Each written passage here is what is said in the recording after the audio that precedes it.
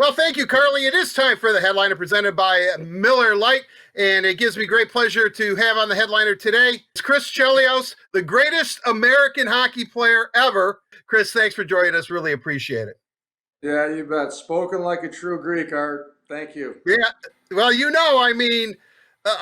been hearing about you since your days at Montreal. I mean, my family has always been a big believer of yours. I have not been, simply because I was such a staunch Red Wing fan growing up. I mean, I liked the Canadians and saw Hockey Night in Canada, so I loved you. But once you became a Blackhawk, and I guess that's where I really want to start. When you were traded to Detroit, did you ever think, I knew you would assimilate yourself to the team? You're a hockey player and they were a great team, you're a great player, but the way you assimilated to this community, I mean, you were a Michigander like within hours of becoming a Red Wing. I don't know about that. I think, at least winning the cup, I felt like part of the family. It took a few years, but then I was kind of relieved. Otherwise, I thought I'd, finish my career, and all I'd hear the Detroit fans saying is they never won the cup since I joined the team. So it worked out great. I'll never forget, the first game, putting on the jersey, and then going right into the bathrooms to wet my hair down before the game, and how strange it looked wearing that Wings jersey. But it sure worked out. That's for sure, Art. Well, the thing I love, I think when you won your last Norris Trophy, or one of your last Norris Trophies, you won the Norris Trophy. I was in Toronto for that ceremony, and I used this, and I know you never liked it on the opening of the Ice Time show. Somebody asked you about Colorado winning the Stanley Cup. I believe it was the Avalanche, and you said, as long as it isn't Detroit, anybody but Detroit. and Yeah. it was always in my open, and I know you used to badger me and say, hey, hey, why are you using that? But I thought it was hilarious. Number one, I just thought it was so funny. But that rivalry, can you talk about it? Because it appears if they realign the divisions, the Blackhawks and Red Wings, who should be in the same division, are going to be playing again.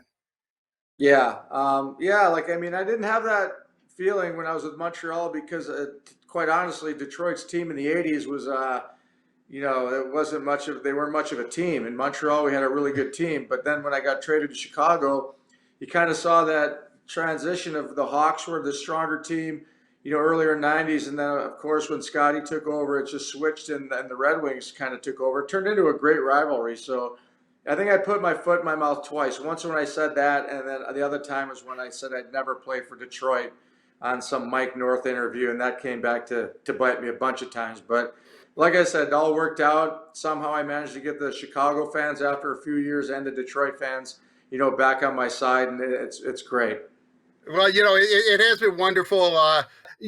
Can you talk about your rivalry that you had with certain players? I know you and Steve used to have on ice warfare, but there was always that mutual respect. Yeah, unfortunately, that was never really my role, growing up. I was a centerman and a forward, and then in juniors, to a certain extent, but I felt like I was one of those guys, skilled players that, didn't have to worry about the rough stuff or the intimidation. And as soon as I switched to defense, I figured, this was the way to go after the team's best players, and that just kind of, it carried over. Not so much in Montreal, but the Mike Keenan days. And I got to be quite honest, and you mentioned Izzy. That was one of the biggest disappointments when, I went after Izzy after they had scored a goal, and dropped the gloves with him. And, because Izzy's the guy he is, and he dropped his gloves, and, the honorable thing to do. But I didn't enjoy that role of having to be matched up against the other team's top players, because eventually that's what turned me into the guy that, no one liked, and almost like the villain type player. And, trust me, it wins games for you, but it's tough on the mentally to have that role. Trust me, if I could just go out there and play the way Nick did, I would have loved to, but that just wasn't the way it turned out. I'm real kind of curious though. Didn't you kind of enjoy like getting into Sergei's grill a little bit though? Oh my God, yeah! Until Mac and Proby and those guys came after me, it was great. But yeah, and like I said, I deserve what I got. I felt that, like I said, back in that day, you can intimidate a lot of the skilled players. It started with a guy like Alex McGillney. He just didn't like that. And when you back then in the '80s, you could elbow a guy in the head and only get 2 minutes. Now you do it and you get 2 years. That's the difference. So I adjusted with the times. I felt, and a couple suspensions, cleaned me up pretty good. And then Scotty, obviously being the disciplinarian guy he is, and how disciplined Detroit was, that was really what cured me. But I felt that people like that North American style of play, and I enjoy it. At some points, especially when you're not winning, you try to get the team going, and it energizes the crowd. It really does. So that's, I did it, and really no regrets. So it's just like I said, people, home and away loved watching it. I want to ask you, when you were competing against Steve Yzerman and then when you were his teammate, did you see him evolving into the executive that he's become? Was there always a point where maybe in the room you sat back and you said, Steve's pretty sharp mind. I think he could be a good hockey executive.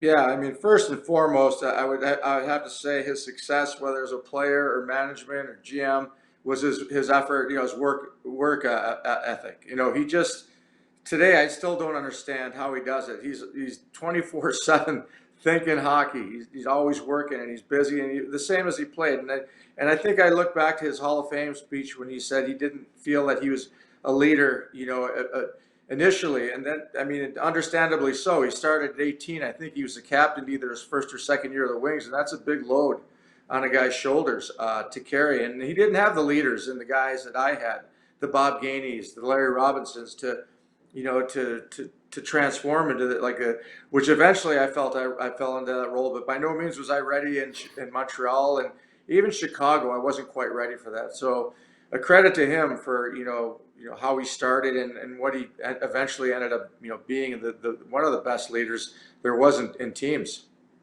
When Henrik Zetterberg had to retire prematurely, the Red Wings have gone without a captain the last couple of years. You obviously wore the C in Chicago. I'm kind of curious. Steve said that they're going to name a captain before this season begins, whenever that may be, hopefully fairly soon. How important is it for the team to have a player wear that C? Yeah, I mean, you have to have a leader. I believe that. I don't agree with there was no captain. Even if they have two, me and Carbonneau shared that role in Montreal. We were co-captains. One was captain on the road and at home. So, I mean, I don't know his decision. If it was Blash's, I respect his decision, but I think you have to have someone. And things are easy for the captain, when things are going well. But when you face adversity, that's where you find out, which guys are cut out for that. So. I think it's great Izzy, has announced that, and there's a couple of guys I could think of on that team that probably, could fill that void real easy just from their, how they lead by example on the ice. A week from today being Thursday, is going to be Christmas Eve, and Fox Sports Detroit is going to show Game 3 of the 2002 Stanley Cup Final, the triple overtime game against Carolina. Can you take me back? Because I'm up in the booth watching this game thinking, man, because you guys were down, you score a goal within the last minute and a half to send it into overtime and eventually win. You could have gone down 2-1. I mean, can you take us back? What was going through your mind? Because Carolina put up a pretty good fight, at least the first 3 games.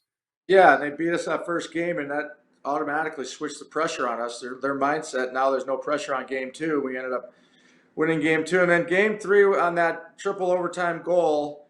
All I'm thinking was, like, I'm looking at Dandino saying, "Get out of the way."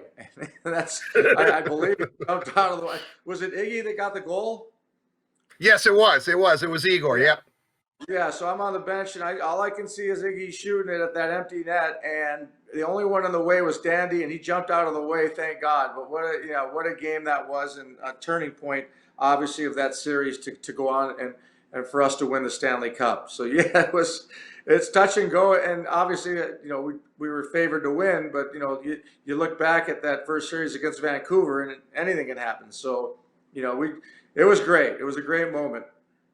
I know that the 2002 Red Wings are who's who in the Hall of Fame. I don't know, 10, 11, 12 guys. I'm starting to lose count how many of you guys are in the Hockey Hall of Fame. But you add Robitaille and you add our good buddy Brett Hull to that mix. How much pressure was on that 2002 team? Oh, tons. It would have been such a disappointment, especially if we'd lost out in the first round. I mean, maybe you go 3 rounds, to the finals. Okay, you're up against someone that deserves to be there, but it could have been a disaster. I mean, I'll never forget getting booed at that second game, coming off the ice at home when we lost that second game. Dom couldn't stop a beach ball.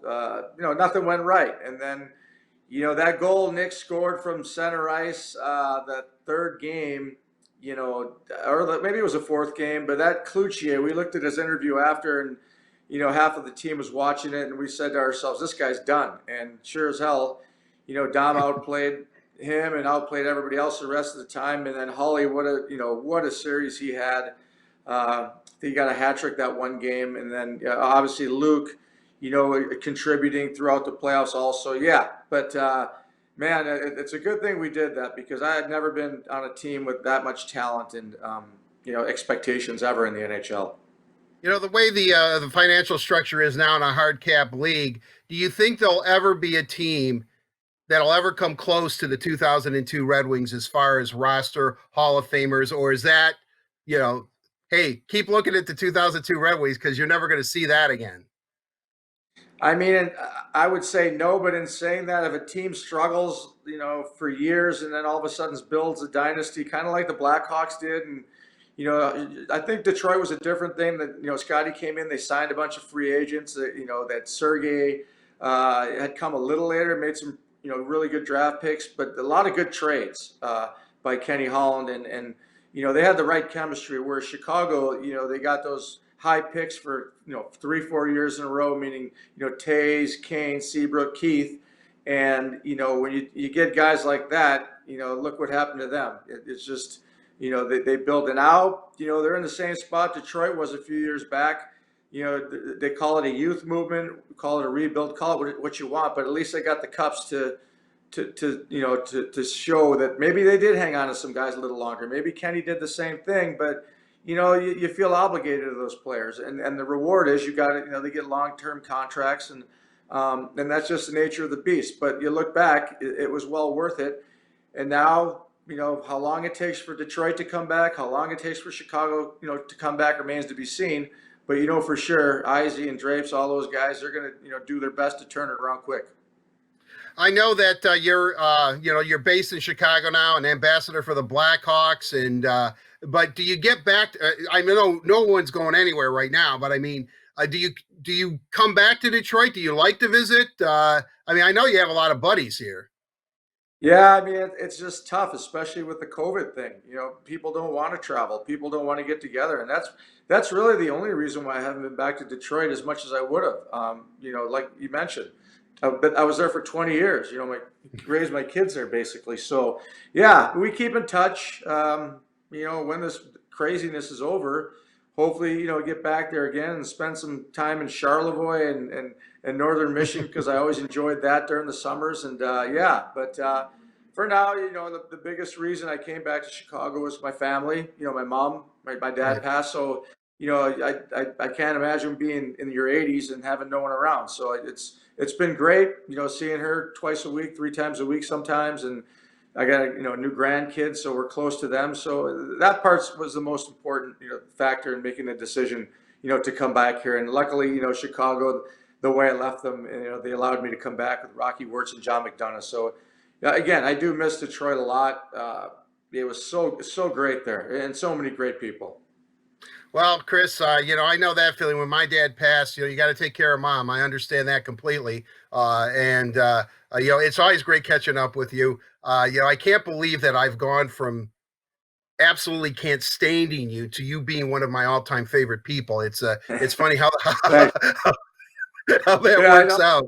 Argument. Yeah, we had one argument. I think one time, my second or third year, you got a little mad at me at that bar up in training camp. Yeah, you probably don't remember. No, I actually do remember that. I think that was liquid courage talking on my part. I think I was calling you Captain America. Yeah, you got under my skin. No one gets under my skin, but you did that night. But anyway, it was funny the next day at the rink. But yeah, no, yeah, you've been great. The media, everything. It was just a great experience in Detroit, and you wish you could freeze time, and that it was probably the best years. I shouldn't say that because Montreal was special, Chicago, but to end it for the last 10 years in Detroit. It was amazing. Thanks for joining us here on The Headliner. Always appreciate your time, and Merry Christmas, Happy Holidays to you and yours. Yeah, same to you, Art, and everybody in Detroit. Happy holidays. Have a great Christmas. To the Illich family, all the best. Always loved you guys, and go Wings after the Hawks. Okay, yeah, all right. I guess that's appropriate. Thanks again, Chris. Right. Always a pleasure. That'll do it for this edition of The Headline, presented by Miller Lite. It is the original light beer. It tastes great. It's only 96 calories, and it's available for delivery. Carly, back to you.